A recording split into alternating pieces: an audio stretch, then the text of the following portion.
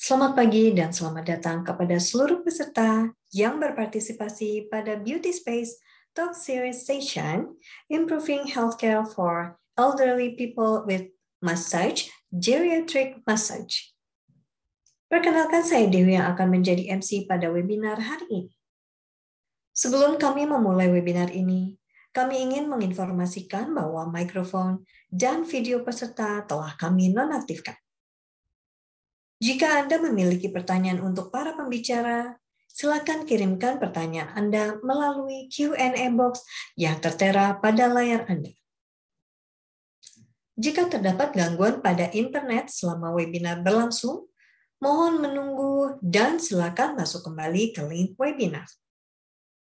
Sebelum memulai webinar, izinkan saya membacakan agenda acara pagi hari ini. Welcoming dan pembacaan ketentuan oleh MC, pembukaan oleh moderator oleh Ibu Presilia Frederica, Diplom Sidesco, kata sambutan oleh Ketua Asosiasi Spa Terapis Indonesia oleh Dr. Kusuma Dewi Sutanto, MPD, presentasi pertama oleh Dr. Andus Teguh Susanto, STRKes, dengan topik aspek fisiologis dan psikologis akibat pandemi COVID-19 pada kelompok usia lanjut. Presentasi kedua oleh Ibu Wina Latifasari, AM.F. SE, Diplom Sidesco dengan topik demo dan presentasi pijat geriatrik. Sesi tanya jawab, kalimat penutup oleh moderator, serta penutupan. Webinar hari ini diselenggarakan oleh Beauty Space dan Asosiasi Spa Terapis Indonesia. Selanjutnya, webinar hari ini akan dipandu oleh Ibu Presilia Frederica sebagai moderator. Kepada Ibu Presilia untuk waktu dan tempat, saya persilakan. Baik, terima kasih kepada MC. Selamat pagi semuanya. Selamat pagi, salam sejahtera untuk kita semua. Shalom, Om Swastiastu, Namo Buddhaya, salam kebajikan, dan tentunya salam sehat untuk kita semua. Tentunya yang terhormat Ibu Dr. Kusuma Dewi Sutanto, MPD, selaku Ketua Umum dari Asosiasi Spa Terapis Indonesia, dan juga yang terhormat para narasumber kita, Bapak Dr. Andus Teguh Susanto, STRKes, dan Ibu Wina Latifasari, AM.F. SE, Diploma Sidesco. Dan tentunya para peserta Bapak Ibu webinar kita yang berbahagia hari ini. Puji syukur kita panjatkan kehadirat Allah Subhanahu wa Ta'ala karena berkat rahmat-Nya kita semua masih bisa berkumpul untuk bersama-sama mengikuti kegiatan webinar yang tentunya sangat bermanfaat. Dan kita juga akan menimba ilmu nantinya dari para narasumber kita yang luar biasa. Meskipun acara ini harus tetap dilaksanakan secara online, tapi tentunya semoga tetap bisa memberi manfaat bagi kita semua. Acara ini adalah persembahan dari Asosiasi Spa Terapis Indonesia bekerja sama dengan acara Beauty Space yang temanya adalah Improving Healthcare for Elderly People with Massage. Ya, sebelum kita mulai acara ini, tentunya kita akan dengarkan dulu kata sambutan dari Ketua Umum Asosiasi Spa Terapis Indonesia, yaitu Ibu Dr. Kusuma Dewi Sutanto, MPD. Kepada Ibu Kusuma Dewi, kami persilahkan, Ibu.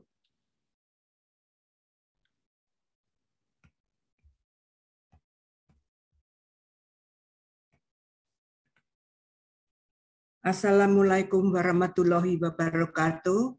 Salam sejahtera, Om Swastiastu, Namo Buddhaya, salam kebajikan. Saya seperti yang dikenalkan tadi, Kusuma Dewi Sutanto, selaku Ketua Umum Asosiasi Spa Terapis Indonesia. Selamat pagi untuk pimpinan dan jajaran Beauty Space B2B yang saya hormati, dan juga para pengurus ASTI, DPD maupun DPC, maupun DPP yang kami cintai semua, dan para peserta webinar yang berbahagia. Perkenankan saya pada pagi ini akan memberikan sedikit sambutan dalam webinar yang segera akan dimulai ini. Dunia yang cepat berubah menuntut kita sebagai SDM SPA yang harus tangkas menghadapinya. Perubahan-perubahan tersebut mendorong kita untuk terus berkembang dengan skill, knowledge, dan attitude yang menjadi pilar dari kompetensi terapi SPA Indonesia. Disinilah peran ASTI sebagai asosiasi yang mewadahi para terapis SPA Indonesia di masa atau misi di antaranya adalah tentang mencetak SPA terapis yang handal dengan pengetahuan, keterampilan, dan sikap profesionalisme yang tinggi. Mengembangkan sikap SPA terapis yang senantiasa ingin menguasai pengetahuan dan keterampilan baru, serta kemampuan untuk memadukan dengan teknik-teknik perawatan tradisional yang dikenal di Indonesia dan di mancanegara. Melalui media webinar kerjasama dengan Beauty Space B2B atau Business to Business virtual event dengan memanfaatkan teknologi digital, ASTI senantiasa melakukan peran untuk terus meningkatkan pengetahuan dan keterampilan kepada para anggotanya, agar SDM SPA selalu berpengetahuan, tangkas, dan relevan dengan perkembangan zaman. SDM SPA yang berpengetahuan, tangkas, dan relevan dengan perkembangan zaman akan meningkatkan akselerasi dan pertumbuhan industri SPA di Indonesia. Fokus ASTI pada kompetensi terapi SPA Indonesia tidak hanya dengan memberikan pengetahuan terkait teknik-teknik perawatan SPA, tetapi juga pengetahuan yang terkait perkembangan yang ada di ekosistem industri SPA secara umum.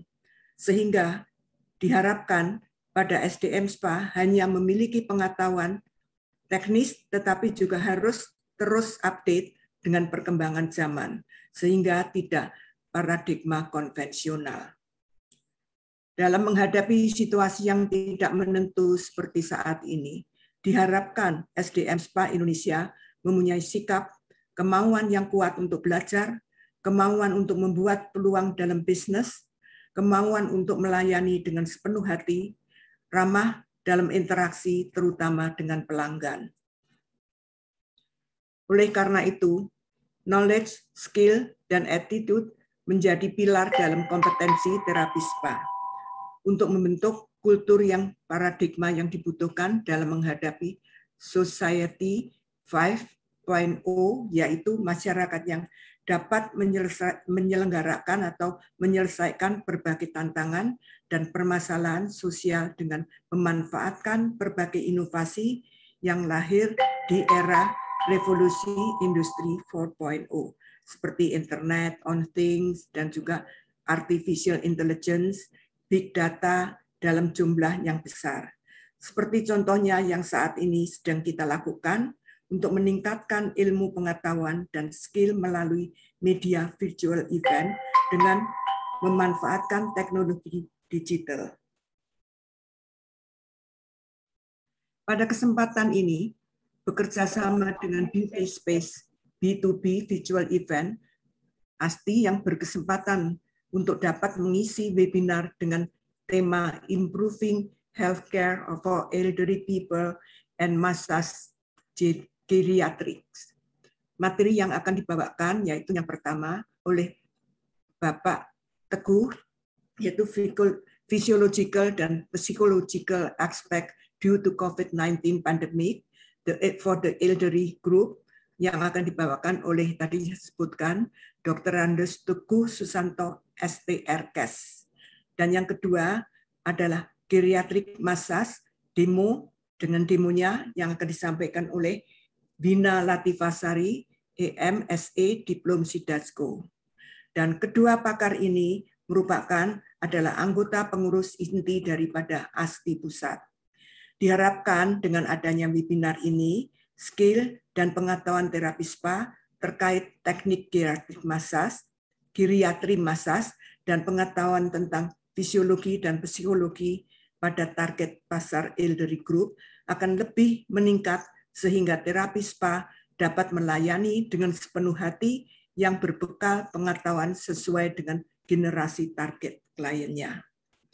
Kita beruntung bahwa ASTI memiliki 28 Dewan Pengurus Daerah, yaitu DKI Jakarta, Jawa Barat, Jawa Tengah, Yogyakarta, Jawa Timur, Bali, NTB, Sumatera Utara, Kepulauan Riau, NTT, Kalimantan Timur, Sulawesi Selatan, Riau, Banten, Sumatera Barat, Papua, Sumatera Selatan, Aceh, Kalimantan Barat, Kalimantan Tengah, Bengkulu, Jambi, Lampung, Kalimantan Selatan, Sulawesi Utara, Maluku, Sulawesi Tengah, dan Papua.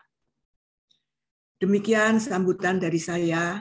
Saya berharap webinar ini dapat berjalan dengan lancar, sukses, sesuai dengan tujuan dan penyelenggaraannya. Sekian dan terima kasih. Wassalamualaikum warahmatullahi wabarakatuh. Om Swastiastu, Namo Buddhaya, salam kebajikan. Terima kasih sekali lagi.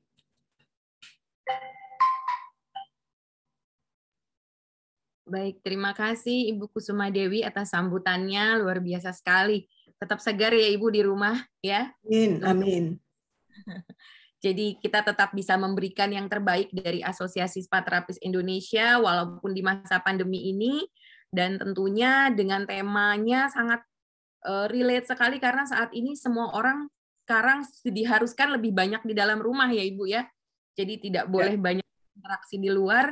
Dan di webinar kita kali ini kita akan membahas bagaimana ASTI mempersiapkan para spa terapis ini untuk bisa membantu meningkatkan kompetensinya atau meningkatkan kualitasnya dalam membantu meningkatkan kesehatan para kelompok elderly people atau golden age ini untuk tetap sehat di kondisi pandemi seperti ini.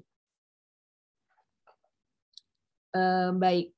Nah, seperti yang kita ketahui bersama, ya rekan-rekan semua yang telah hadir, para peserta webinar, salah satu support yang bisa dilakukan oleh spa terapis adalah memberikan perawatan kepada elderly people atau para golden age gitu ya, Bapak Ibu yang berada di usia yang sudah lanjut.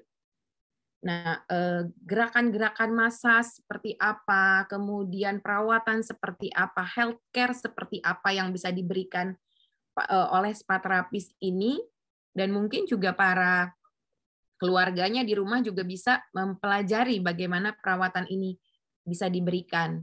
Nah, tentunya webinar ASTI kali ini akan membahas perubahan fisiologis, psikologis bagi kelompok usia lanjut ya dengan melakukan demo, dan juga akan ada tentunya paparan yang diberikan terlebih dahulu oleh Bapak Teguh Susanto. Kepada Bapak Teguh Susanto, saya akan bacakan dulu, kita akan berkenalan dulu dengan Bapak Teguh Susanto sebagai narasumber kita yang pertama. Beliau adalah lulusan D3 fisioterapi dari Universitas Erlangga, ya. Kemudian beliau juga seorang lulusan dari D4 fisioterapi di Poltekkes Kemenkes Jakarta. Juga beliau adalah berprofesi sebagai fisioterapi ya di Poltekkes Kemenkes Jakarta 3. Beliau juga lulusan dari Lembaga Administrasi Negara ya, Sekolah Tinggi Ilmu Administrasi. Beliau sekarang bertugas sebagai pendidik ya di Akvis RS Dustira Cimahi, kemudian juga sebagai pendidik di dosen ya di Stikes Cirebon. Kemudian beliau juga adalah ketua di LSP Spa Nasional, juga sebagai ketua asosiasi dari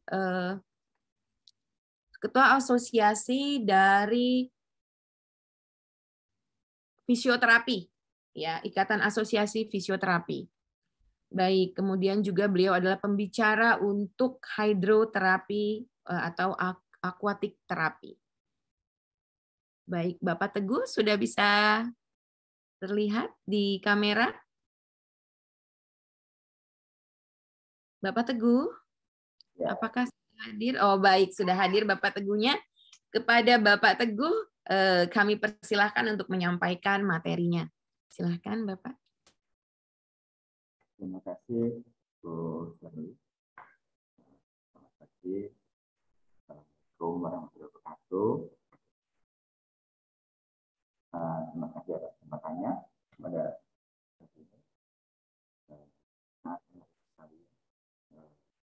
topik hari ini karena memang ini mewakili dari generasi emas.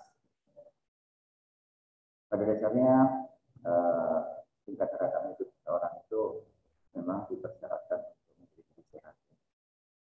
Nah, ya ini merupakan amanat dari undang-undang. Kita tahu di Undang-Undang 36 itu tahun 2009 itu kehidupan kesehatan kita berupaya untuk memelihara kesehatan. Pak Teguh, Ya. mohon maaf Bapak, suaranya agak sedikit mendengung ya, kurang jelas. Oh gitu. Oke. Iya Bapak. Boleh dicoba Pak? Ya. Sekarang gimana Mbak? Boleh coba lagi Pak? Sekarang bagaimana? Oke, kita coba aja. Silakan dilanjut Pak. Ya. Kita lanjutkan lagi. Jadi dengan kebijakan peningkatan kesehatan masyarakat ya sudah dicanangkan oleh pemerintah melalui undang-undang ya, tahun 2009 nomor 36. Kita dari perbaikan tingkat kehidupan, artinya tingkat kesehatan masyarakat kita secara umum itu semakin tinggi hingga usia harapan hidup itu juga semakin meningkat. Nah, pada saat derajat kesehatan manusia sudah semakin tinggi, usia harapan hidup kita juga semakin meningkat, tentunya ini konsekuensinya kita harus memelihara maintenance kesehatan untuk kelompok lanjut usia. Ini problemnya di sini ya. Jadi kita berharap kelompok lanjut usia ini dengan tingkat harapan hidupnya semakin tinggi, kita harapkan mereka juga tetap bisa survive dalam artian bahwa mereka bisa menikmati usia tuanya dengan derajat kesehatan, dengan kemampuan yang juga optimal. Karena pada saat mereka menambah usia, ini berjalan dengan kemampuan fisiologis dan kemampuan biologisnya itu semakin menurun.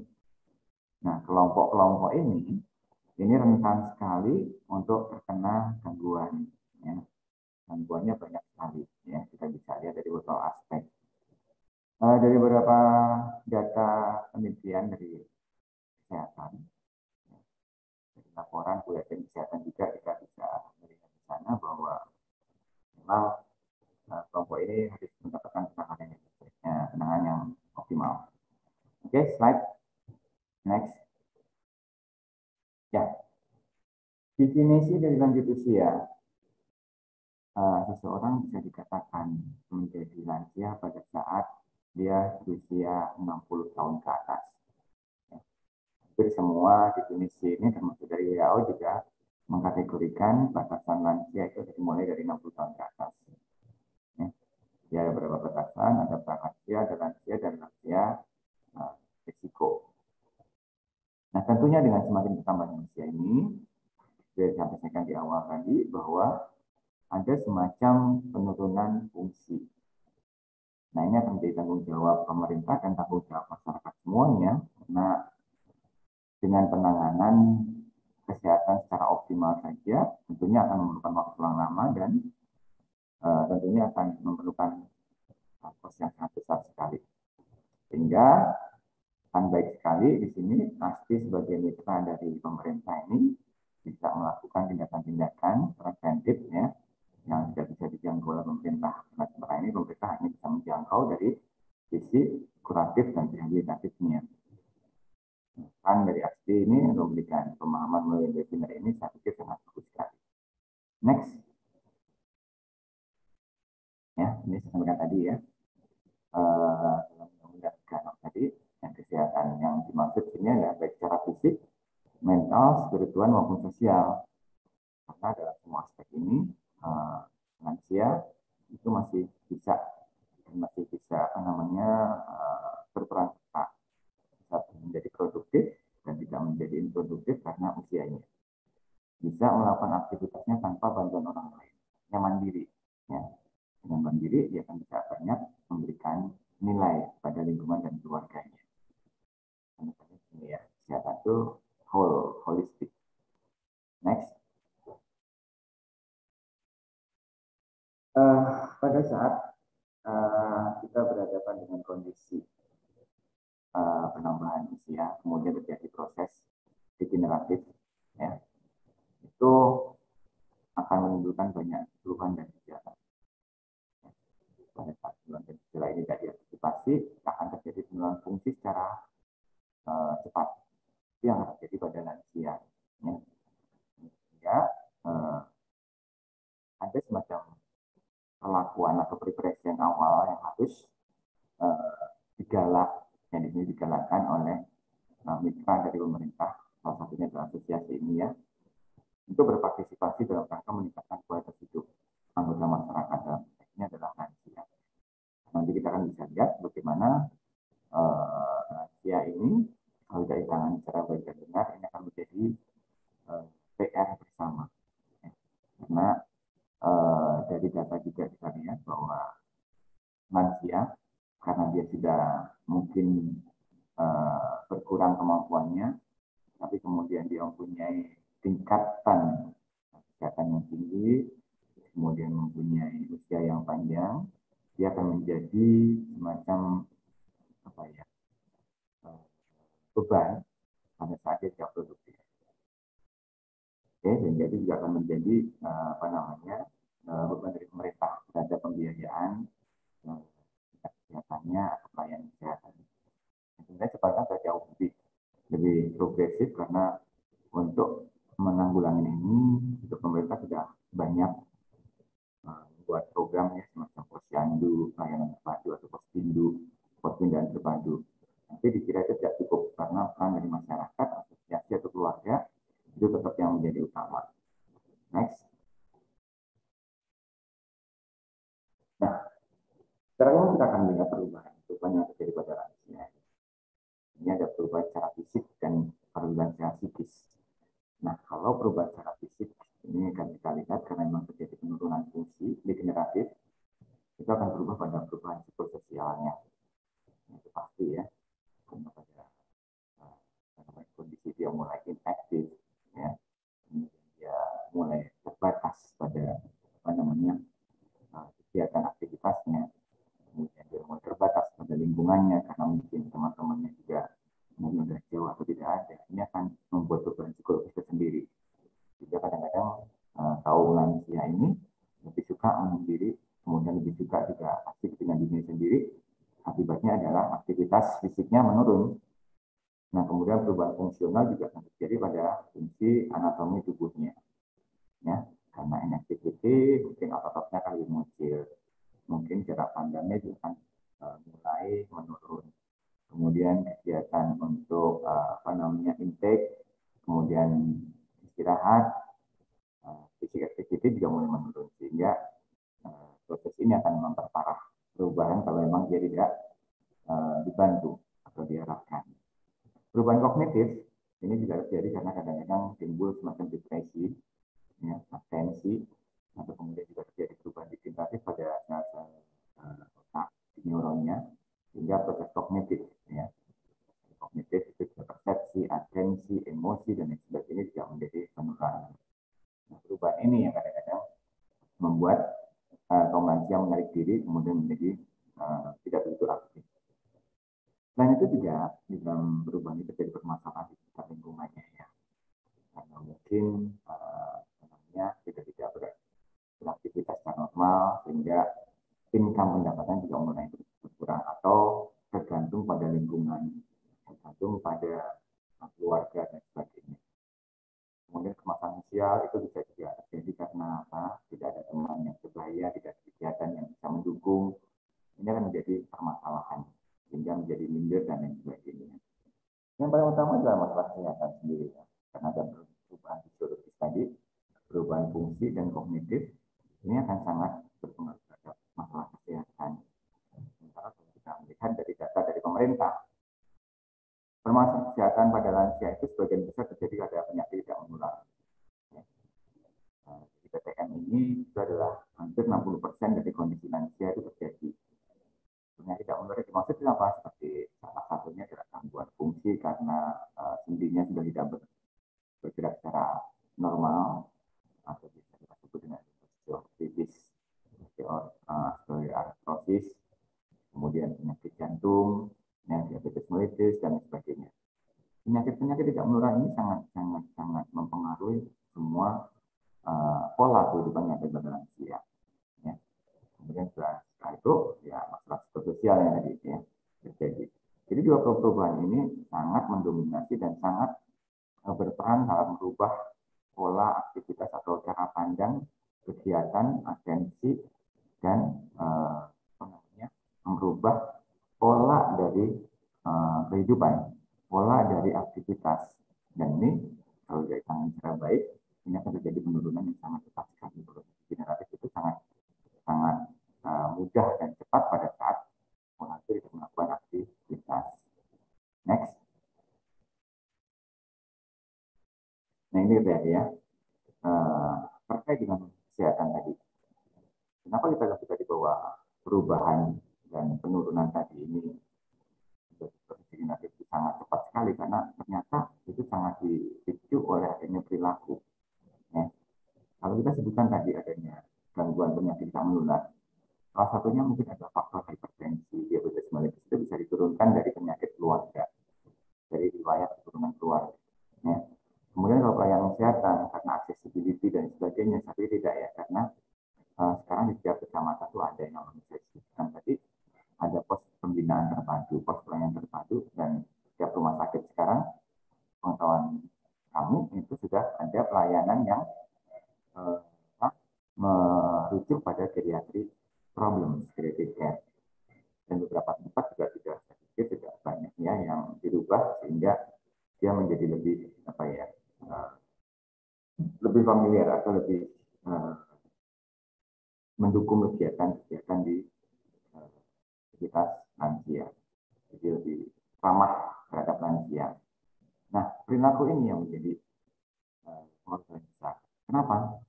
Karena tadi pada saat mereka merasa tersingkir, pada saat mereka mulai merasa tidak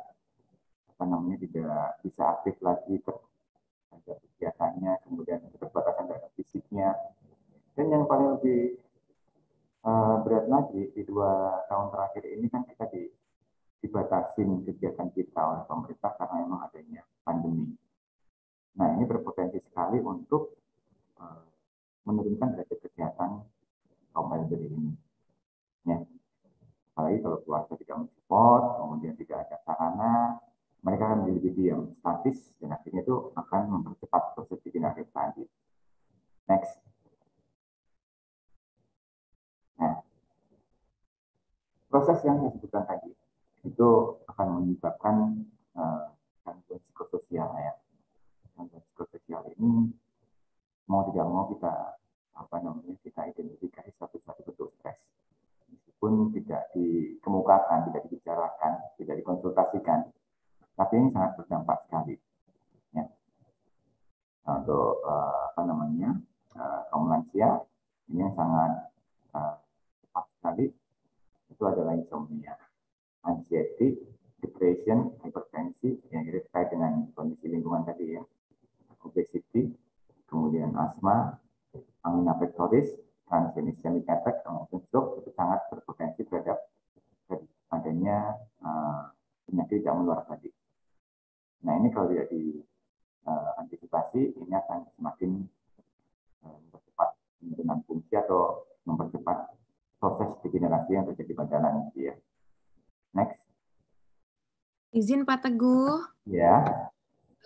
Mungkin boleh dipakai headset supaya suaranya lebih strong gitu ya, bisa didengarkan oleh rekan-rekan, karena ada sebagian yang katanya kurang jelas gitu Pak Teguh suaranya. Boleh dibantu Pak Teguh? Oke, kebetulan aku nggak punya headset ya. Oke, saya kerasin aja suaranya ya. Boleh dikeraskan suaranya, agak didekatkan mungkin ke speaker. Terima kasih ya, terima kasih Mas Ramli.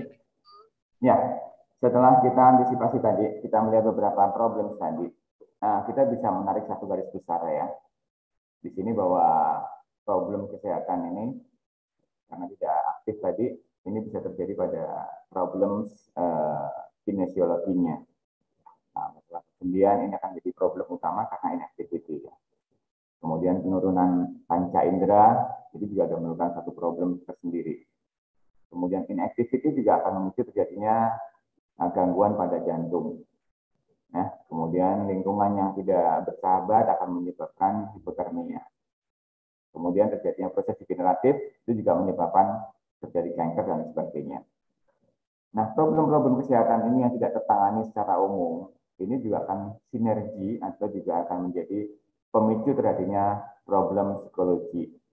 Jadi sampaikan bahwa karena dia tidak punya lingkungan sosial yang mendukung, tidak punya teman, tidak punya aktivitas, ini akan menjadi masalah psikologi. Akhirnya akan menjadi suatu bentuk letupan emosi, kemudian cenderung untuk suicide, kemudian juga dia menjadi lebih berkurang daya tangkapnya, terjadi demensia karena ada pengurangan atau penurunan volume otak, sehingga menyebabkan beberapa penyakit akan lebih mudah datang. Dan biasanya juga karena tidak punya aktivitas, lebih cenderung untuk mengurung diri sehingga menjadi problem tersendiri ya. Itu yang banyak terjadi pada kondisi-kondisi geriatric people.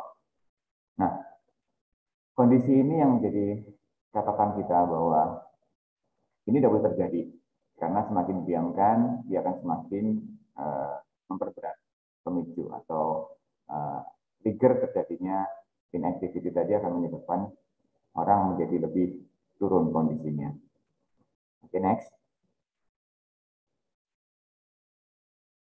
Nah, jadi saya sebutkan juga tadi ya, gangguan terbesar pada gangguan lansia adalah PTM, penyakit tidak menular. Nah, penyakit tidak menular ini akan memperparah kalau yang bersangkutan atau geriatric people ini tidak kita ajak untuk aktif, tidak kita ajak untuk mengaktifasi kondisi umumnya, alat vitalnya, maksudnya vital sign-nya, supaya dia bergerak dengan aktif. Ya.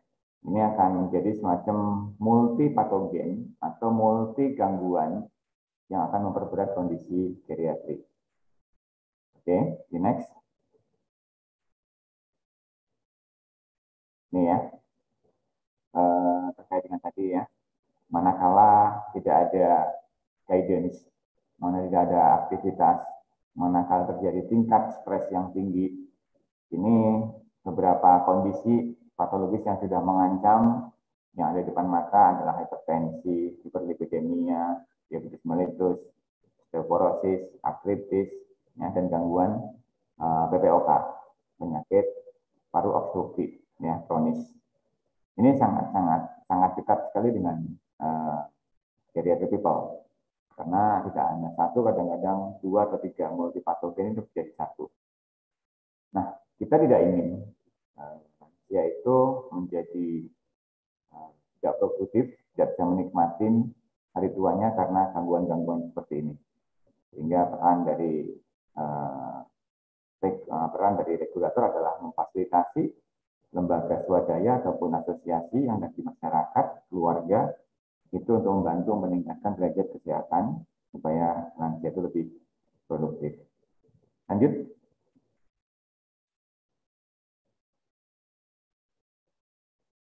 Ini sama ya tadi ya, keaktifan aktivitas ini bisa menyebabkan juga gangguan-gangguan yang lain. Tidak saya sampaikan satu persatu tadi. Next. Nah, satu hal yang mendasari semua kegiatan tadi adalah aktivitas fisik. Karena sebenarnya kalau kita tarik runtut, ini merupakan satu poin dasar di mana aktivitas fisik ini bisa dilakukan secara aktif maupun secara pasif. Ya.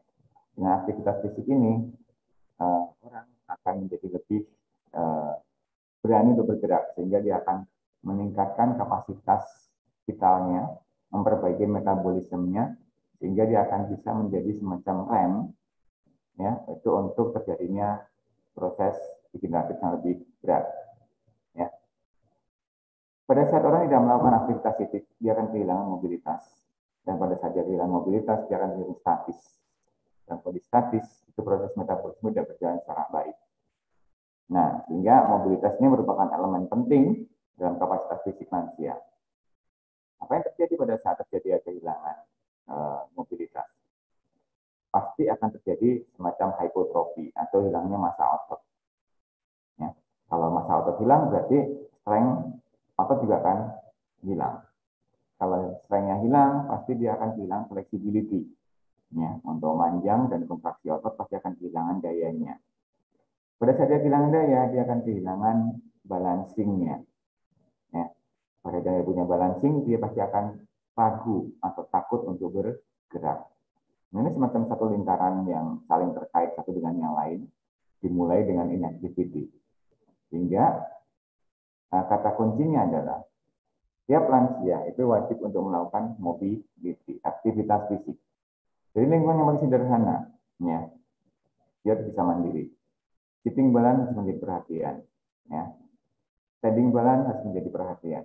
Dan yang paling utama adalah dia bisa melakukan walking, aktivitas berpindah, transfer itu harus mandiri. Ya. Jadi salah kalau ada keluarga karena sayang, kemudian dia, sudah Pak saya ambilkan. Sudah kayak saya yang bantu. Sudah kayak bawa di sini saja. Itu sebenarnya adalah pola asuh yang salah sebenarnya. Sehingga ini akan menjadi problematika pada saat kita tidak mengorangkan menjadi atlet itu sebagai satu pribadi individu yang bebas. Oke.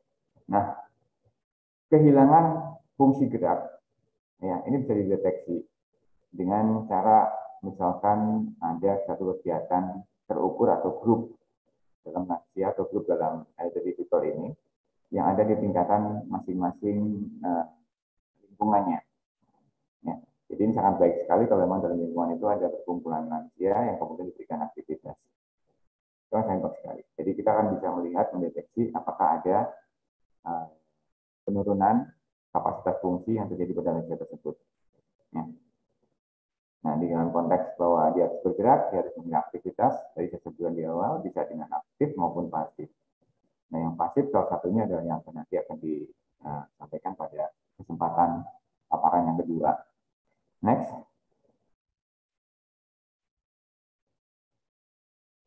Nah, ini yang paling utama ya.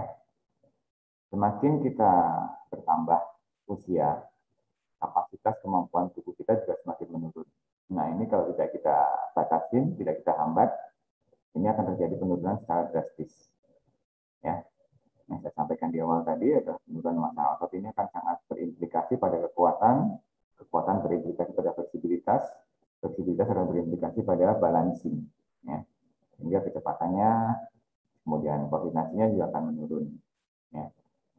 Kalau boleh disampaikan juga, problem ini bisa terjadi pada alat gerak kita, misalkan tangan, kaki, kemudian fungsi-fungsi yang lain, fungsi untuk refleks, fungsi untuk berkemih, ya, fungsi untuk endurance itu juga akan menjadi satu. Itu satu kesatuan yang tidak bisa dipisahkan ya. Jadi gerakan untuk lansia aktif itu sangat penting sekali. Next. Nah, bagaimana kita melakukan aktivitas fisik pada lansia? Ya. Kegiatan fisik itu bisa dimulai dari keluarga. Misalkan banyak mengajak lansia itu untuk berjalan keluar. Berjalan tidak harus dengan kaki dulu ya, tapi bisa memberikan aktivitas, memberikan visual, memberikan pengalaman, memberikan pandangan atau memberikan perubahan lingkungan itu sangat membantu sekali. Nah, setelah kita temukan adanya attention di situ, kita bisa mulai dengan jalan di tempat-tempat yang banyak komunitasnya, kemudian kita bisa mengikutkan mereka dalam satu kelas, program, exercise dan sebagainya, itu akan sangat sekali ya. Kenapa? Pada saat terjadi inactivity dan kemudian menjadi pola, habit, itu akan sangat mengganggu sekali. Rata-rata lansia itu menghabiskan waktunya itu untuk istirahat. Berbaring, duduk, ya, kemudian menenggelamkan diri dalam satu aktivitas yang statis, itu minimal 1 jam itu terjadi. Dan itu juga sangat akan menjadi stimulan untuk terjadinya inactivity. Nah, stimulan yang terjadi, implikasinya adalah gangguan kapasitas fisiknya menurun, ya, sehingga dia akan berpotensi terkena untuk patogen-patogen yang lain. Oke, lanjut next. Jadi sudah kita sampaikan juga ya, potensinya patogen tadi, ini di semua aspek ya, di pembentukan jaringan lipid, kemudian di fungsi pankreas, ya, dari fungsi peredaran darah, fungsi jantung, kemudian suplai oksigen ke otak, jadi penurunan densitas tulang, dan sebagainya. Oke, next. Ya. Dari rangkaian paparan yang saya sampaikan tadi, kata kuncinya adalah satu ya, adalah kita harus berani untuk merubah pola, memberikan edukasi, memberikan pemahaman bahwa bergerak itu penting, ya, karena kalau kita bergerak, setidaknya visual kita, atensi kita, cara berpikir kita, kemudian pola gerakan, fungsi sendi itu semua akan berjalan lebih bagus. Kemudian dengan bergerak, mereka akan mendapatkan asupan yang sesuai. Artinya semua yang dimakan itu tidak hanya menjadi lemak, tapi bisa dibakar secara normatif. Tidak akan menjadi glukosa yang diendapkan dan tidak akan terjadi proses glikoneogenesis yang tidak diperlukan. Ya, dengan aktivitas seperti itu, mereka juga akan menjadi lebih familiar terhadap lingkungan. Tidak menjadi anxiety, tidak menjadi gangguan kecemasan, kemudian tidak menjadi gangguan pola tidur, ya, insomnia, atau menjadi lebih cepat lelah sehingga menjadi hypertension, dan selanjutnya itu akan sangat banyak membantu. Oke, kemudian yang paling penting adalah kalau dia bisa bersosialisasi, dia pasti akan saling berhubungan dengan teman-teman dalam komunitas tadi. Mereka akan saling memberikan informasi tentang bagaimana status kesehatannya, di mana pemeriksaan yang bagus, bagaimana mencoba menganalisis kesehatan secara sederhana. Nah, itu akan menjadi poin yang bagus sehingga dalam tahapan yang paling sederhana, pemerintah melalui puskesmas itu bisa mengidentifikasi berapa lansia yang mengalami gangguan di lingkungannya. Tapi kalau lansia itu tidak teridentifikasi, ini akan sangat berbahaya sekali. Ya. Jadi kelompok-kelompok lansia yang ada di lingkungan itu sangat bagus sekali karena akan memberikan informasi secara akurat kepada regulator. Dalam hal ini adalah Paskes yang pertama ya, itu adalah puskesmas. Karena di situ mereka akan bisa mendata, bisa memberikan pembinaan melalui posyandunya atau bisa memberikan pelayanan melalui posyandunya. Dia akan lebih mudah untuk mengidentifikasi dan memetakan bagaimana kondisi lansia itu di satu lingkungan. Begitu seterusnya. Next. Nah, ini olahraga yang paling sederhana ya. Ya, untuk lansia dengan semua kategori kita bisa lakukan low impact ya, exercise ya. Jalan kaki yang paling sederhana, ya. Bersepeda itu kalau memungkinkan, kalau tidak memungkinkan ya kita jangan bersepeda lingkungan, tapi dengan static bicycle. Oke, berenang ini sangat bantu sekali kalau memang dia masih kuat. Berenang untuk mempertahankan pola jalan nafasnya, untuk mengurangi gangguan, untuk mengurangi gangguan tekanan hipertensinya, bisa untuk mengeliminir kondisi asmanya, bisa menghilangkan tekanan, kemudian bisa relaksasi, memperbaiki kontrol otot-otot sphincter ani, atau untuk menghilangkan proses incontinence-nya, itu sangat baik sekali. Jadi memang untuk latihan ini tidak bisa dengan high impact, tapi lebih kepada sekedar latihan pergerakan ya. Pemberian beban juga bisa disesuaikan dengan massa otonos ototnya ataupun dengan kapasitas tekanan jantung dan parunya. Ya. Jadi minimalnya ini bisa dilakukan setiap minggu, ya, supaya semuanya bergerak. Ya. Pembebanan itu sangat relatif sekali. Ya, tergantung dari masing-masing individu. Tapi intinya adalah pergerakan itu kalau memang memungkinkan ditambahkan yang sedikit loading atau beban prescription-nya supaya terjadi restriksi di otot dan kita akan mempertahankan minimalnya untuk fungsi otot itu sendiri. Ya. Next. Kemudian yang kedua, ini terkait dengan masa tadi ya. Yang paling penting pada saat kita akan mengedukasi kaum geriatric people ini itu adalah bagian keseimbangan. Ya. Karena dengan kita bisa memanfaatkan keseimbangan, kita bisa menggaransi bahwa mereka bisa beraktivitas ya itu dengan baik tanpa ada resiko takut jatuh dan sebagainya. Dan keseimbangan nanti kita bisa dapatkan koordinasi dan flexibility. Itu yang harus dijaga pada saat kita tahu. Kenapa hal ini menjadi penting? Karena pada saat terjadi penambahan usia, itu juga terjadi perubahan anatomi dalam tubuh kaum geriatrik. Salah satu perubahan yang terjadi adalah adanya asimetri. Contohnya adalah mulai terjadi proses membungkuk, ya, mulai terjadi proses kemiringan. Nah, pada saat proses itu bisa dipastikan bahwa titik nol seseorang itu, center of gravity itu tidak berubah, sehingga pola keseimbangan kalau tidak kita atur juga pasti akan berubah dan cenderung untuk menjadi gangguan di kemudian hari. Nah, ini potensi untuk terjadinya jatuh pada kaum geriatrik. Ya. Nah, kelenturan sama seimbang ini bisa kita lakukan dengan aktif dan pasif. Salah satunya tadi adalah dengan stimulus-stimulus sederhana yang mungkin akan dipraktekkan dalam bentuk pemberian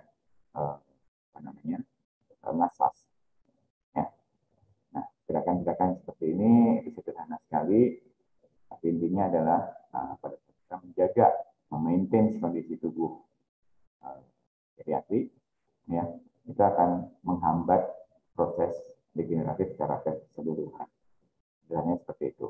Jadi pola istirahat, pola asupan makan minum, dan pola olahraga itu harus seimbang. Next. Ya. Latihan kita sebutkan tadi, latihan sederhana tadi, ya, itu akan sangat penting sekali dalam konteks sesuai dengan kemampuannya. Ini akan bisa mengeliminir ya profit liquidnya karena asupan yang dia makan tidak tertimbun karena dipakai untuk bergerak, sehingga tidak akan terjadi glyconeogenesis, pemakaian lemak yang berlebihan. Ya. Kemudian bisa mengatur tekanan darah, tidak terjadi takikardia pada saat dia bergerak secara simultan, tidak terjadi perubahan heart rate yang signifikan pada saat dia bergerak. Kemudian pemakaian gula juga toleransi karena setiap dia bergerak terjadi proses pemecahan glukosa. Kemudian jika dia menjadi aktif sehingga proses terjadinya osteoporosis juga bisa dikendalikan. Kemudian depresi karena lingkungan sosial juga akan menjadi berkurang. Ya. Dengan latihan itu kecil kemungkinan dia akan menjadi berpikir untuk self dirinya sendiri ya. Nah, kalau dalam kondisi aktivitas fisiknya bagus, kemudian tidurnya bagus, tentu kualitas hidupnya juga akan lebih bagus. Ini adalah fungsi dari aktivitas fisik. Oke, next. Nah, mudah-mudahan paparan singkat ini bisa membantu supaya kaum geriatrik kita itu bisa lebih produktif dan bisa lebih menikmati masa tuanya itu dengan lebih happiness. Terima kasih. Selamat siang. Assalamualaikum warahmatullahi wabarakatuh. Waalaikumsalam warahmatullahi wabarakatuh. Terima kasih Bapak Teguh atas materi dan paparannya. Ya, mungkin teman-teman di sini banyak yang sudah ingin penasaran gitu ya, ingin bertanya tapi ditahan dulu, ya, ditahan dulu, di hold dulu karena nanti kita akan ada materi lagi. Jadi kalau di sini yang saya bisa sedikit simpulkan ya Pak Teguh, mungkin yang paling utama itu biasanya terjadi masalah-masalah pada lansia itu di fisiologis dan psikologisnya itu persendian ya di fisiologisnya ya Pak Teguh ya. Jadi agak lebih kaku gitu ya mungkin ya karena apalagi di efek pandemi ini ya, orang tua lebih banyak disarankan di dalam rumah gitu. Kemudian indranya juga berkurang ya pastinya ya, entah itu penglihatan, pendengaran, kemudian juga resiko untuk jatuhnya juga lebih tinggi ya. Sedangkan untuk psikologisnya, masalah emosionalnya yang lebih banyak terjadi ya, karena mungkin merasa dikurung di dalam rumah saja gitu ya. Jadi ini pentingnya orang tua mungkin sesekali diajak berjalan-jalan gitu ya, bagi yang anak-anaknya masih berdekatan di rumah diajak keluar rumah seperti itu, supaya tetap ada interaksi dengan interaksi sosialnya tetap terbangun. Kurang lebih begitu, betul Pak Teguh? Jadi orang tua ini sudah bisa diajak kadang-kadang diajak jalan-jalan atau duduk-duduk sebentar lah ya di luar, tapi dipastikan dengan kondisi yang kondusif dan aman bagi orang tua kita. Kemudian juga tetap harus wajib melakukan aktivitas fisik ya, di encourage untuk melakukan aktivitas fisik, untuk tetap bergerak gitu ya, untuk tetap latihan. Tadi kalau saya dengarkan sedikit ada latihan low impact exercise juga tetap baik ya Pak Teguh untuk orang tua. Boleh jalan kaki, ya minimal jalan kaki atau bersepeda, bisa sepeda outdoor atau statis tergantung kekuatan dari orang tua kita gitu ya, atau bapak ibu yang sudah lansia. Berenang juga masih boleh ya. Kemudian latihan keseimbangan dan kelenturan. Wah, ini masih harus aktif sebenarnya ya. Kita yang muda juga ternyata masih boleh ya, masih justru kita lebih wajib nih untuk latihan pada saat nanti kita sudah semakin menuju ke usia lansia, kita juga tetap bisa aktif. Gitu, dan ini bermanfaat sekali untuk menjaga tekanan darah gitu, aktivitas tersebut menjaga tekanan gula darah ya, glukosanya, untuk kepadatan tulang, mengurangi depresinya juga. Kurang lebih seperti itu. Terima kasih banyak Pak Teguh atas materinya. Selanjutnya kita akan mendengarkan materi yang akan dibawakan oleh narasumber kita yang kedua. Sebelumnya saya ingin ingatkan Bapak Ibu peserta kita yang kami cintai, jangan lupa untuk di awal tadi sudah ada proses untuk link ya, untuk mendaftar ke link, karena itu nanti akan berkaitan dengan sertifikat yang akan diberikan setelah acara. Jadi jangan lupa diisi linknya, ditulis emailnya, karena kalau tidak nanti sertifikatnya nggak tahu kita kirim kemana. Baik, kepada Ibu narasumber kita, Ibu Wina Latifasari di sini. Ya, beliau adalah lulusan dari Universitas Kristen Indonesia, program studi fisioterapi. Kemudian juga beliau juga lulusan dari Setiami di Business Management. Kemudian untuk non-formalnya beliau juga lulusan dari Sidesco, Diplom Beauty and Spa. Kemudian dari Yuno Academy di South Korea. Dan juga Finesse Academy di Malaysia, Diplom Beauty and Spa Management Sidesco International.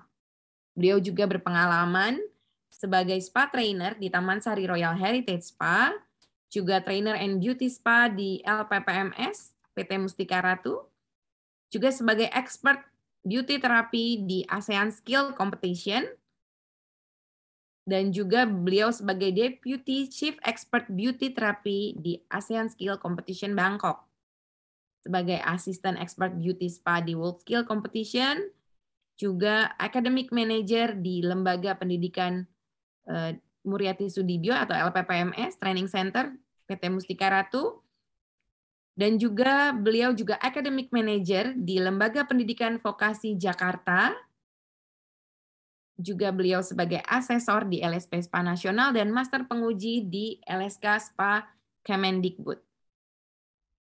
Dan untuk pencapaiannya beliau adalah pemenang di Beauty Icon Award 2015 kategori Senior Spa Therapist. Kemudian sebagai pemenang di Beauty Therapy National Selection World Skill Competition di Calgary, Kanada. Dan Diplom of Excellent Beauty Therapy ASEAN Skill Competition ASC di Kuala Lumpur, Malaysia. Wah, luar biasa ya. Memang pencapaiannya sudah cukup advance sekali gitu ya. Jadi tentunya ilmunya juga banyak ya. mohon berkenan untuk di-share ilmunya Ibu Wina. Kepada Ibu Wina, sudah ada di sini. Selamat siang Ibu Wina. Halo, selamat siang Mbak Sherly. Halo, selamat siang. Ya, di sini dia sudah muncul Ibu Winanya. Coba dong di-share-share sedikit ilmunya tentang geriatri massage-nya. Karena sudah penasaran nih dari tadi ya, Pak Teguh sudah ngomongin aktivitas gitu ya. Kemudian sudah ngomongin apa saja yang do's and don'ts untuk lansia lakukan gitu ya. Nah, ini sudah bagiannya Mbak Wina nih di sini untuk sharing-sharing. Gimana sih caranya untuk melakukan geriatri massage atau bagaimana memberikan perawatan geriatri massage kepada lansia. Baik, silahkan Ibu Wina. Baik, terima kasih Mbak Sherly. Assalamualaikum warahmatullahi wabarakatuh.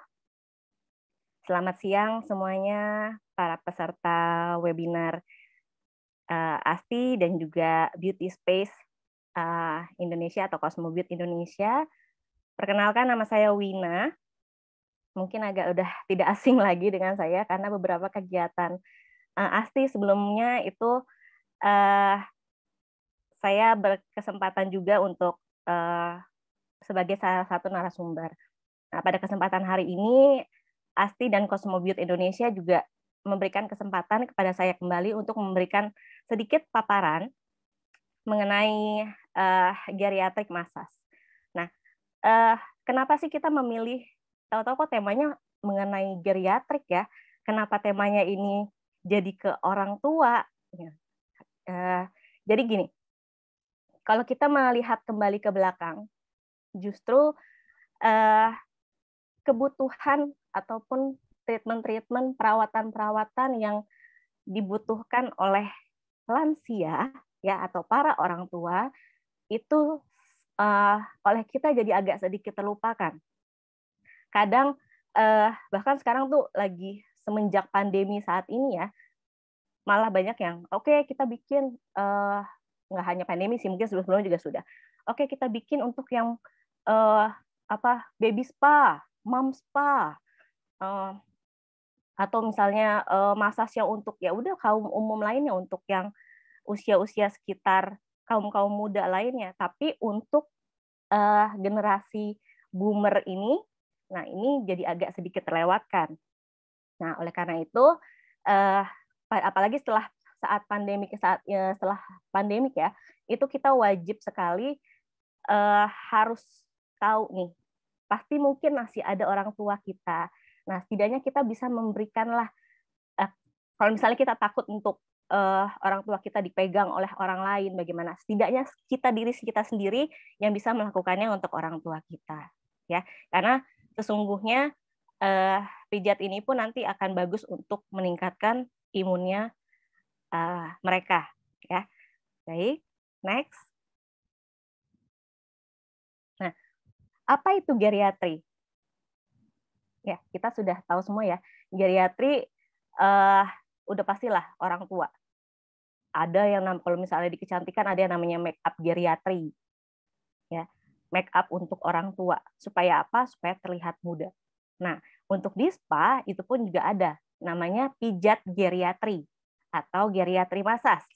Ya, artinya adalah pijat untuk orang tua. Nah, perawatan ini biasanya kita berikan terhadap lansia. Jadi geriatri itu sendiri, geriatri itu sendiri terdiri dari dua angka, dua kalimat ya, dua kata. Ada kata geron dan ada kata teria. Di mana geron itu adalah artinya itu adalah orang tua ya, dan teria itu adalah beberapa penanganan terhadap suatu penyakit ya. Jadi kalau misalnya kita gabungkan jadi geronteria. Makanya kalau misalnya ilmunya itu jadinya namanya gerontology. Jadi penyebutannya adalah seperti itu untuk geriatri. Next. Oke. Nah, ini adalah demografi populasi beberapa populasi di Indonesia. Kita bisa lihat di sini populasi untuk geriatri seberapa sih porsinya untuk mereka, ya. Jadi berdasarkan ini dari data tahun 2021 bulan Agustus. Jadi untuk generasi milenial di sini menduduki peringkat paling atas. Ya. Kita sebagai generasi milenial ini mempunyai peringkat paling atas itu di sekitar 27,9%. Sementara dia langsung disusul lagi oleh post-gen, ya post-gen Z, ya generasi Z itu 25,9. Nah sekarang ada perubahan besar bahwa post-gen Z itu jauh lebih tinggi lagi menyusul generasi milenial. Lalu disusul lagi oleh generasi X, kemudian oleh generasi baby boomer, lalu generasi Z, dan pre-boomer. Nah, kita lihat di sini porsinya untuk boomer. Walaupun mereka cuma 11,6 sampai 1,9%, dan juga untuk pre-boomer 1,9%, setidaknya mereka itu ada di dalam populasi kita. Jadi tolong jangan melupakan. Jadi kita tetap harus bisa menciptakan satu perawatan yang tepat untuk mereka pada saat dia ikut cucunya ke spa. Mau apa? Mau perawatan spa. Lalu dianya ngapain? Hanya nunggu di ruangan saja atau bagaimana? Nah, itu kita kalau bisa, kita bisa memberikan satu treatment untuk mereka, untuk para generasi boomer ini, ya. Oke, next. Nah, ini adalah rentang-rentang usianya, ya. Data ini diambil untuk jika tahun 2016 pada tahun 2016 berarti ditambahkan 5 tahun ke depan. Jadi kalau usianya kalau kita sebut untuk generasi greatest atau greatest generation itu sekitar usianya sudah 90 tahun ke atas tahun 2021 ini. Lalu ada lagi silent generation. Silent generation itu usianya sudah 76 sampai 80 tahunan, ya. Disusul lagi generasi boomers. Generasi boomers itu sekitar usianya 50 tahunan sampai 70 tahunan. Lalu generasi X usianya sekitar 40 sampai 50 tahunan, ya, untuk 2021. Lalu disusul lagi generasi milenial. Generasi milenial itu di usia 30 tahunan. Nah, tadi yang sempat disampaikan oleh Bapak Teguh bahwa untuk di Indonesia, ya, untuk di Indonesia ini untuk kita yang boomernya itu agak jadi agak lebih sedikit, ya, kalau kita bandingkan dengan yang di luaran sana. Kalau kita bandingkan dengan negara-negara lain, mereka itu justru paling banyak untuk boomernya, baby boomernya. Angkatan baby boomer itu banyak sekali. Bahkan sampai di usia produktif atau usia kerja pun mereka masih sangat produktif untuk bekerja. Sementara di kita kan tidak. Ya, di kita untuk usia pensiun saja hitunglah usia 55 sampai 60 tahunan. Ya, di sana pun usia 70 tahun sampai 80 tahunan itu masih bekerja. Nah, ini perbedaannya antara kita dengan mereka.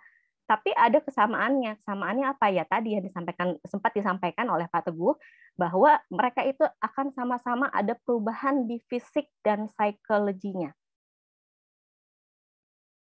Baik, ya, next. Oke. Nah, ada silver tsunami. Apa itu silver tsunami? Jadi kalau silver tsunami untuk di luaran sana adalah populasi baby boomernya itu semakin banyak. Ya, banyak sekali. Jadi mereka banyak dan menyerang kayak angkatan kerjanya mereka itu malah banyakan si baby boomer ini. Nah, ini disebut sebagai silver tsunami. Kalau untuk di Indonesia tidak ada untuk yang silver tsunami ini, ya, karena kita masuknya itu sudah ke angkatan generasi milenial. Tapi generasi milenial sudah paling banyak. Jadi hati-hati, mungkin di Indonesia nanti akan ada yang namanya milenial tsunami. Ya, mungkin seperti itu nanti next-nya. Tapi kalau di luaran sana ini terjadi banyak sekali yang masih sudah baby boomer tapi mereka masih aktif untuk bekerja, sehingga dikatakan silver tsunami. Alright, lanjut. Nah, untuk baby boomer itu sendiri, seiring mereka bertambahnya usia, mereka pun juga ingin sekali menikmati yang namanya perawatan kesehatan. Jadi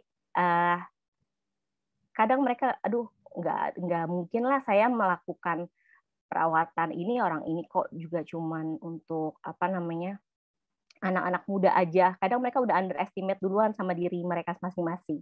Jadinya ya sudah, mereka lebih banyak berdiam diri di rumah. Kita pun juga bingung memahami atau mau melakukan apa untuk mereka, ya. Lalu harus diingat juga bahwa usia boomer untuk di tahun-tahun saat ini mereka itu sudah sadar. Mereka itu lebih sadar akan kesehatan dan manfaat-manfaat treatment alternatif lainnya. Dan mereka pun fokus bagaimana supaya mereka panjang umur, ya. Lalu bagaimana cara mereka bisa mempertahankan mobilitasnya mereka, supaya apa? Supaya mereka, kalau mereka hanya berdiam diri di rumah saja, nanti akan banyak sekali penyakit-penyakit yang menyerang mereka, ya. Atau mereka hanya duduk, justru nanti malah kaku otot-ototnya dan lain-lainnya, ya. Lalu mereka pun sampai saat ini juga aktif secara fisik. Masih banyak yang aktif secara fisik. Mungkin kalau misalnya kita lihat ya, kalau kita keluar dulu sebelum pandemi banyak sekali yang mereka pun juga punya aktivitas di luar, mereka olahraga di luar, mereka punya komunitas sendiri, gitu. Tapi kalau semenjak pandemik ini mungkin oleh anak-anaknya juga dibatasin supaya jangan terlalu sering-sering keluar karena memang situasi yang tidak memungkinkan dan agak sedikit bahaya. Dan juga mereka untuk bisa melakukan suatu perawatan itu mereka bersedia juga kok untuk mengeluarkan uang. Yang penting mereka merasakan satu perawatan yang menurut mereka cukup untuk kesehatannya para lansia ini. Ya, next. Oke. Nah, sebagai spa terapis itu kita harus siap nih. Kita harus siap dengan silver tsunami. Nah, itu kalau misalnya kita di luaran sana, ya beberapa terapis luar, itu pun dia harus siap dengan silver tsunami ini. Nah, tapi tenang saja, ini seharusnya mudah ditangani sekali, ya, mudah ditangani, dan kita harus setidaknya kita bisa memberikan kepuasan terhadap mereka dan bermanfaat bagi klien serta terapis, serta diri kitanya sendiri. Karena apa? Karena nanti di treatment atau pijat yang diberikan itu adalah kita tidak hanya sekedar melakukan pijat biasa saja, tapi kita harus bonding antara kita dengan klien. Ya. Lalu ada beberapa peluang, ya, ada beberapa peluang yang bisa mungkin dipakai ya untuk bisa mendapatkan suatu pendapatan, ya. Kita bisa mengembangkannya mungkin untuk praktek pribadi di rumah jika ada sertifikatnya. Lalu mungkin di senior center, panti jompo, atau mungkin di rumah sakit menyediakan fasilitas untuk para geriatri. Next.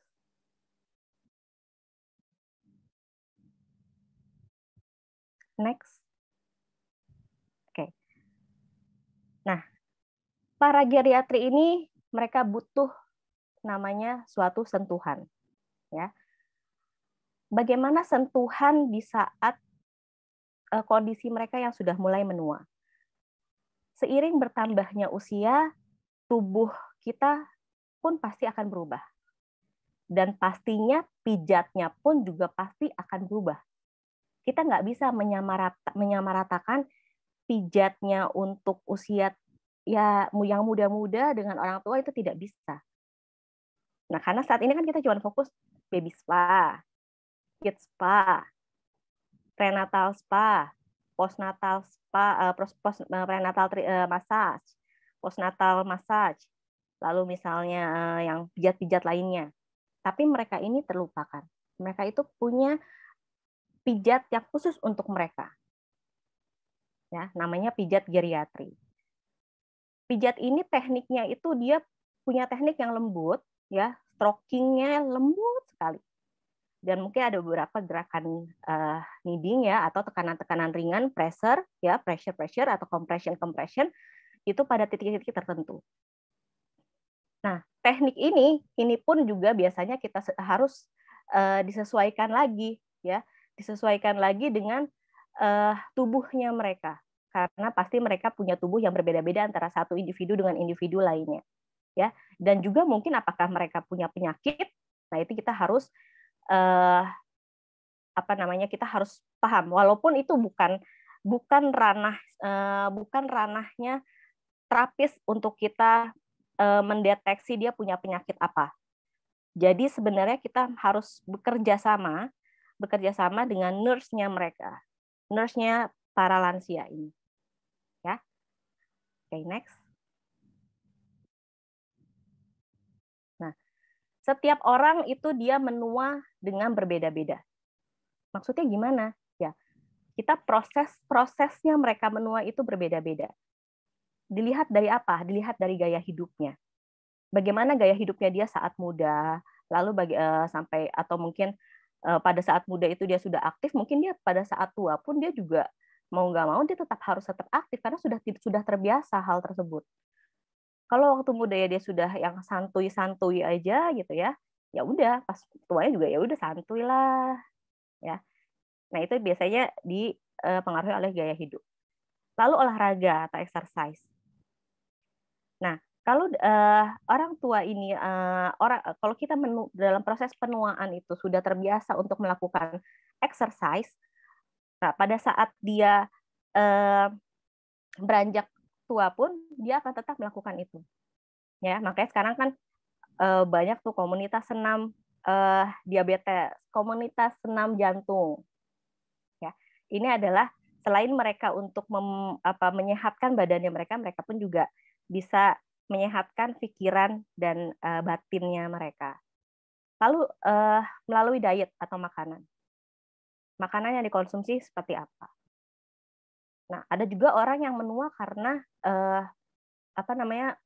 kecelakaan. Maksudnya kecelakaan tuh gini. Jadi pada saat dia terjadi proses kecelakaan pada saat usianya masih muda, ya udah dia menjadi lumpuh dan dia jadi ya sudah di kursi roda aja sehari-hari. Gitu. Itu proses menuanya ada yang seperti itu. Sehingga apa? Range of motion-nya atau ROM-nya itu jadi pastinya akan terganggu, ya, jadi agak kaku. Lalu mereka menua dengan beberapa masalah kesehatan. Ada juga yang mereka menua melalui karena mereka tetap menjalani namanya perawatan medis.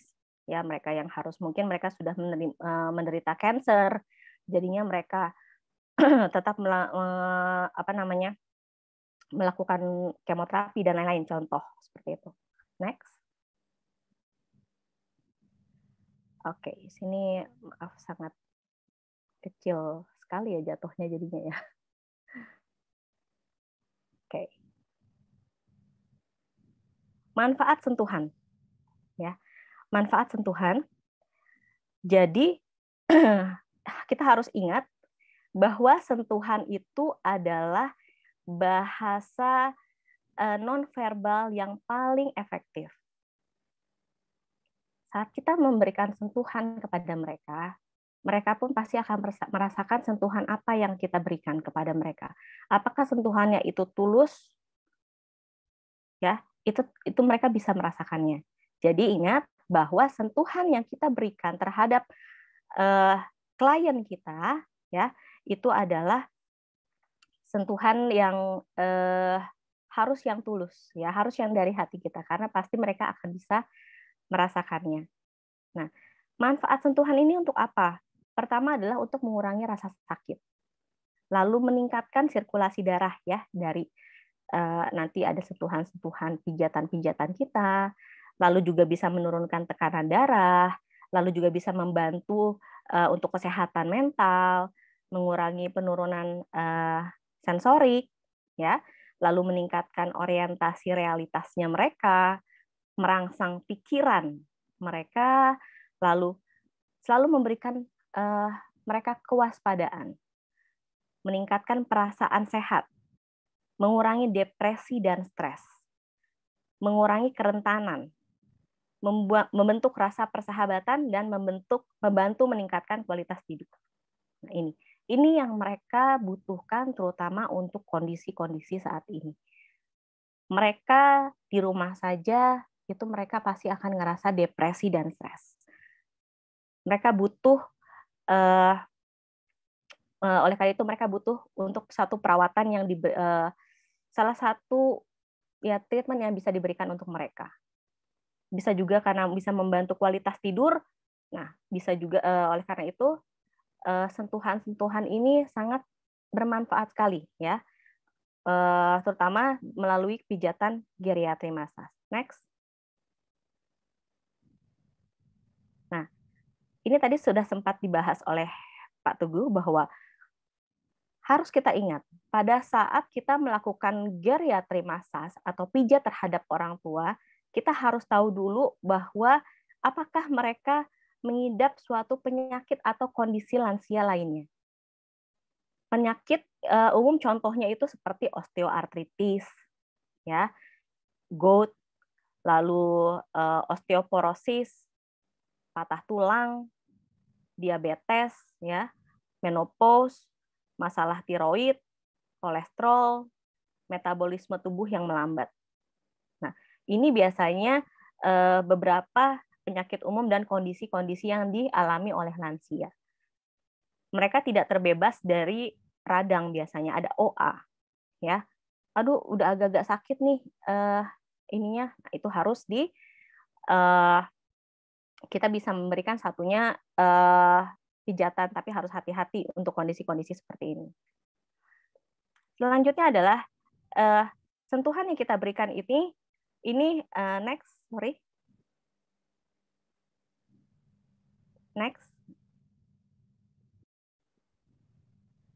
Nah, sentuhan-sentuhan ini kan masuk ke dalam sistem sensorik. Bagaimana sistem sensoriknya seorang lansia? Sistem sensoriknya seorang lansia itu biasanya sudah mulai berubah, sistem sensorik seseorang ya akan mulai berubah itu di usia sekitar 50 tahunan. Nah, dengan penuaan biasanya lapisan kulit luar epidermisnya itu tuh jadi agak berubah, ya. Mereka itu jadi jauh lebih fragile. Elastisitas kulitnya jadi agak berkurang, ya. Lalu pembuluh darah dermisnya itu pun juga jadi lebih rapuh. Nah, ini bisa menyebabkan agak sedikit-sedikit memar. Oleh karena itu kita harus hati-hati dalam melakukan pijat geriatri ini. Lalu mereka pun agak kurang bekerja untuk kelenjar sebaseusnya atau kelenjar minyaknya. Begitupun pula dengan kelenjar keringat. Next.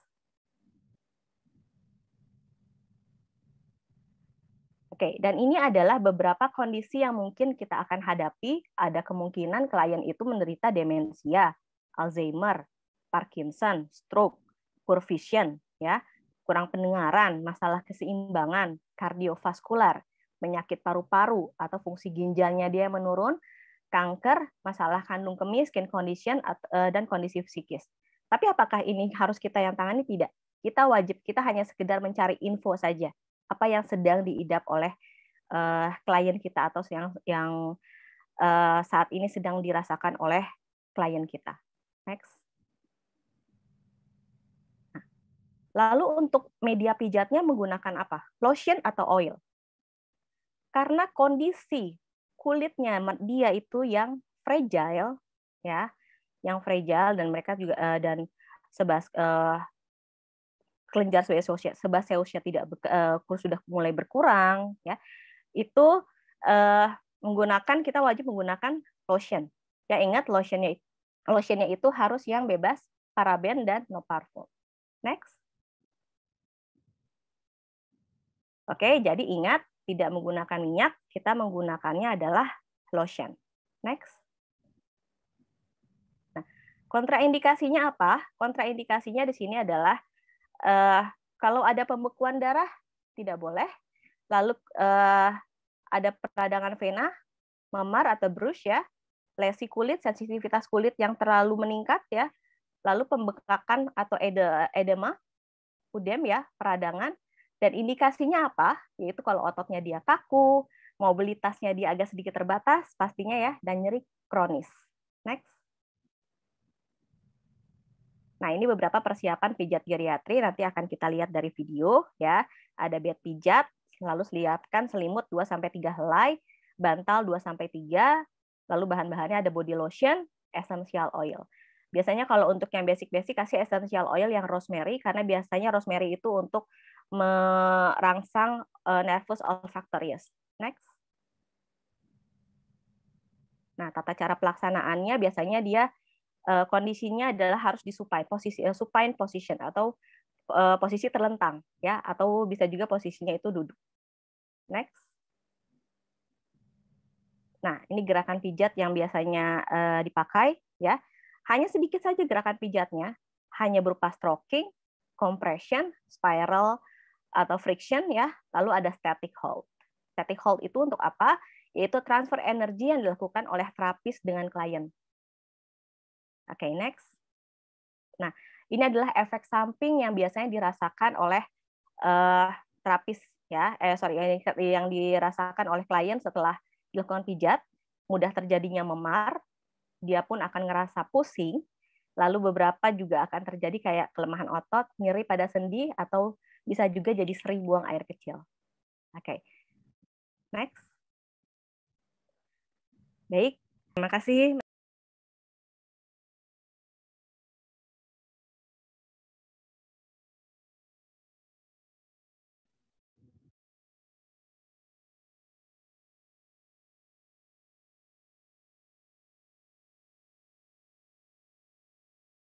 Mbak Priscilia, apakah bisa mendengar saya?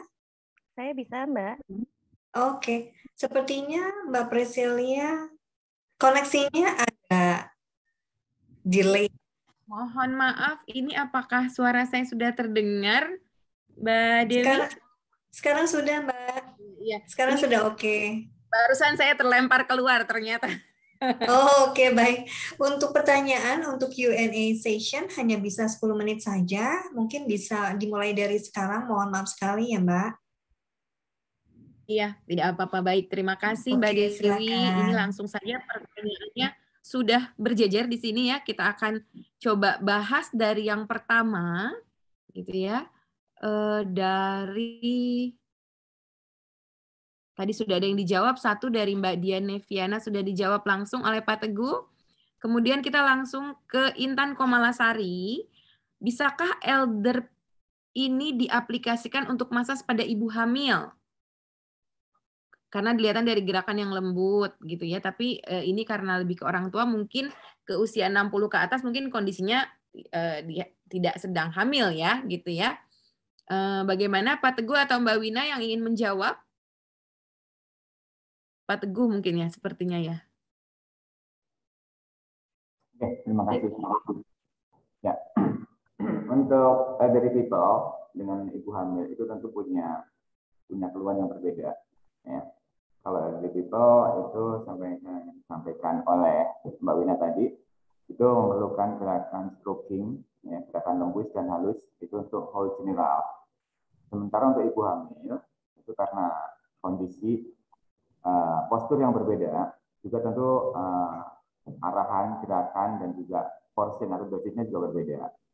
Artinya kita harus pintar melihat indikasi yang akan kita berikan kepada kasus yang berbeda. Tentunya untuk ibu hamil punya portion yang berbeda, punya arah gerakan, tipe gerakan, dan dosis yang berbeda. Jadi Mas Febri.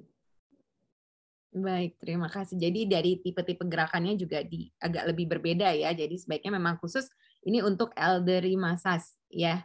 Baik, kita lanjut lagi nih. Saya jadi buru-buru jawabnya, ada takut kehabisan waktu. Kepinginnya semua bisa terjawab ya. Kita lanjut dari pertanyaan berikutnya dari Dr. Mia Purwandari. Untuk klien geriatrik dengan penyakit seperti kanker, apa masih boleh dilakukan pijat? Jika boleh dipijat, klien yang kanker durasi pijatnya berapa lama dalam satu sesi? Kemudian frekuensi pijat berapa sering dalam 1 bulan? Sementara untuk klien geriatrik normal tanpa penyakit, durasi pijat bisa berapa sesi atau bisa berapa menit per sesi? Ini pertanyaannya borongan nih sepertinya ya. Langsung 5 pertanyaan dalam satu kolom.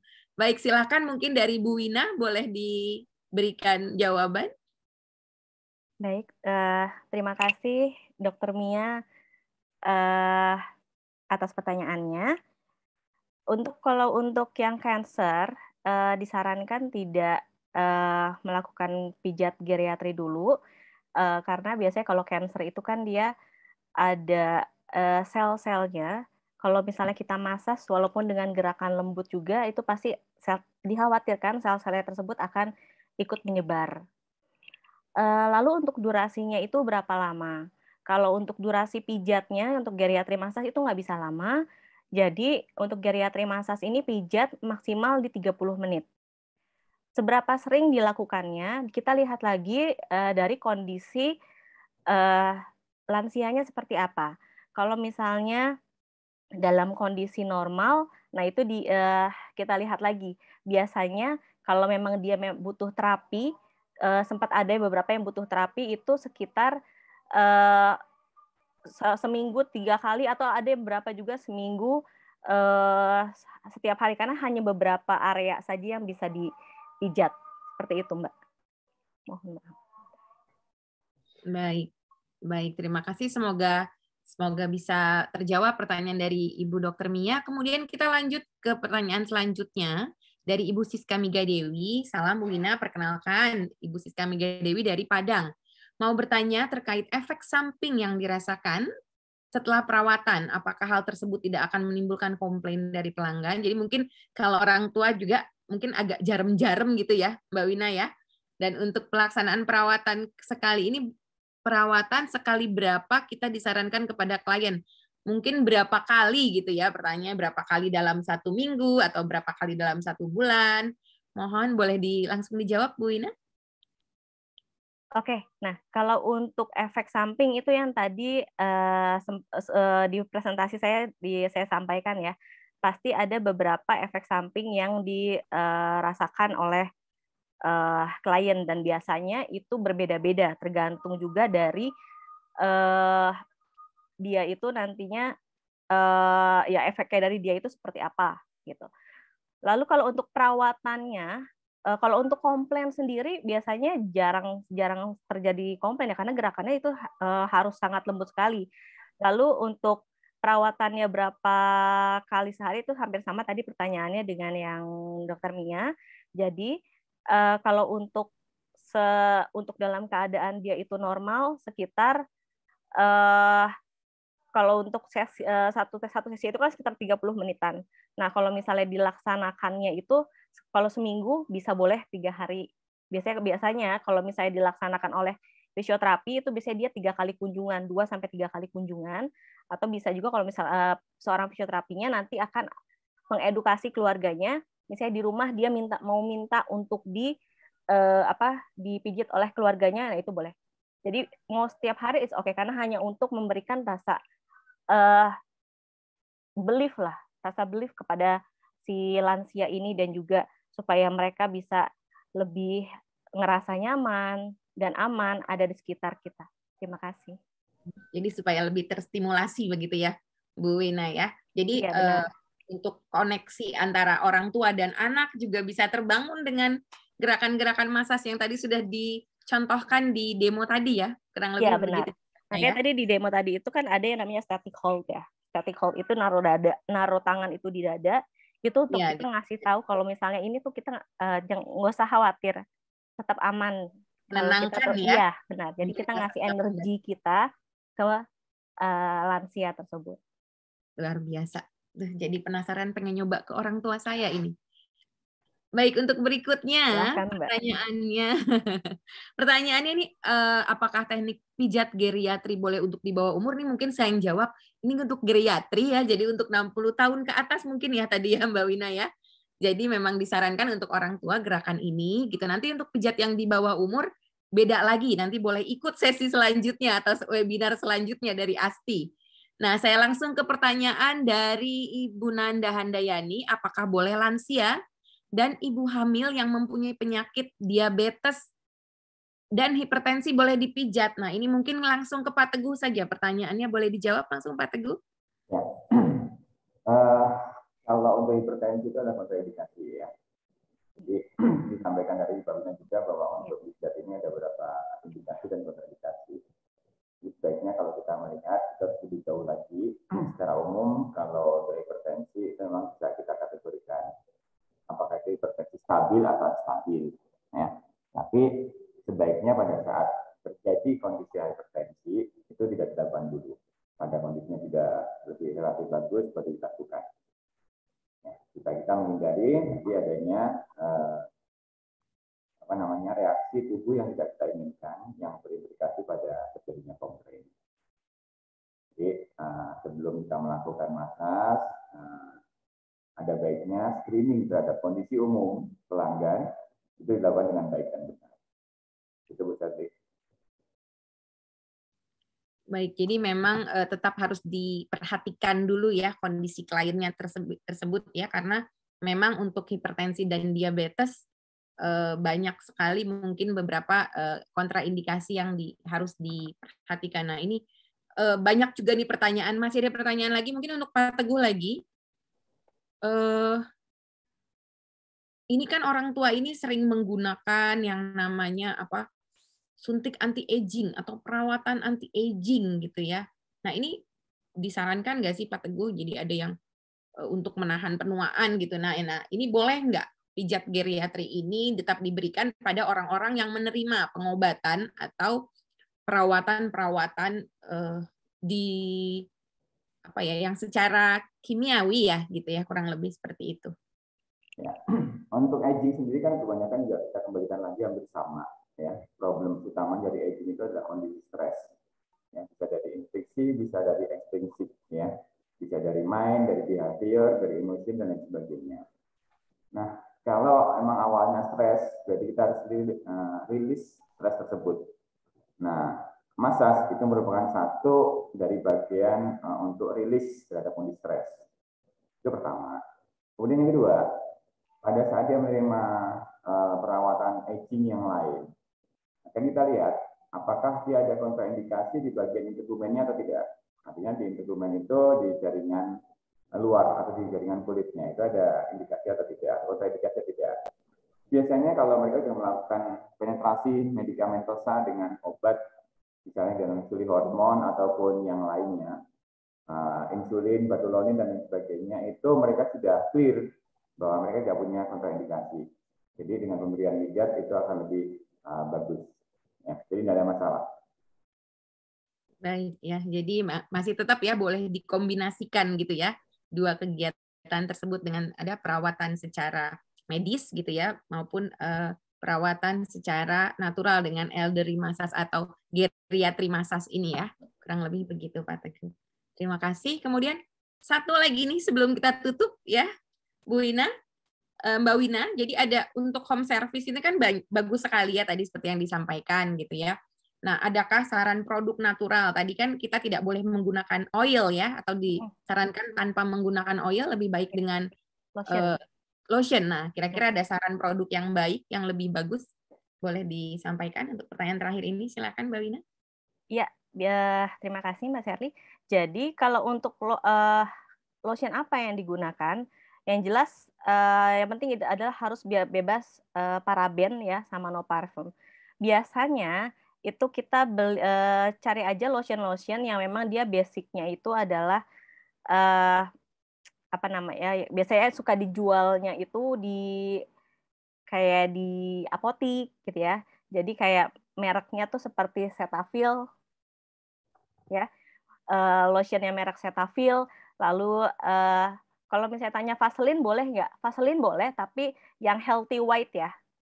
Yang healthy white itu untuk yang itu agak dia jauh lebih aman kalau dibanding yang lainnya. Lalu bisa juga kita pakai lotion yang khusus untuk baby. Oke, jadi lebih aman ya, lotion untuk baby. Nah, luar biasa. Aduh, masih banyak banget pertanyaannya, tapi mohon maaf sekali, sayang sekali waktu kita sangat terbatas. Mudah-mudahan kita akan diberikan lagi sesi-sesi berikutnya di seminar bersama Beauty Space gitu ya. Kita akan webinar bersama lagi, Asti dan Beauty Space, ditunggu saja undangannya. Terima kasih banyak Bu Wina dan Pak Teguh atas ilmu yang diberikan. Tentunya terima kasih banyak kepada Ibu Kusuma Dewi Sutanto selaku Ketua Umum dari Asosiasi Spa Terapis Indonesia. Terima kasih ilmu yang telah banyak diberikan kepada kita semua. Dan alhamdulillah kita telah sampai di penghujung acara. Sekali lagi terima kasih banyak kepada Asosiasi Spa Terapis Indonesia, kepada para narasumber kita, dan tentunya para peserta yang sudah mengikuti kegiatan ini sampai di akhir acara. Kalau ada pertanyaan boleh disampaikan ke IG-nya Asti, ya nanti akan disampaikan setelah acara ini. Dan semoga banyak ilmu lagi yang kita dapat di hari-hari berikutnya, dan kemudian apa yang kita dapat di hari ini dapat kita aplikasikan di kegiatan kita. Saya mewakili panitia yang bertugas menyampaikan mohon maaf apabila ada kekurangan yang dari kegiatan ini yang disampaikan di dalam webinar Asti kali ini, dan juga mohon maaf apabila ada salah kata dan perbuatan dari saya selaku moderator. Dan tentunya jangan lupa untuk stay healthy dan stay safe. Akhir kata, wabillahi taufik wal hidayah. Wassalamualaikum warahmatullahi wabarakatuh. Terima kasih, saya kembalikan kepada Mbak Dewi selaku MC.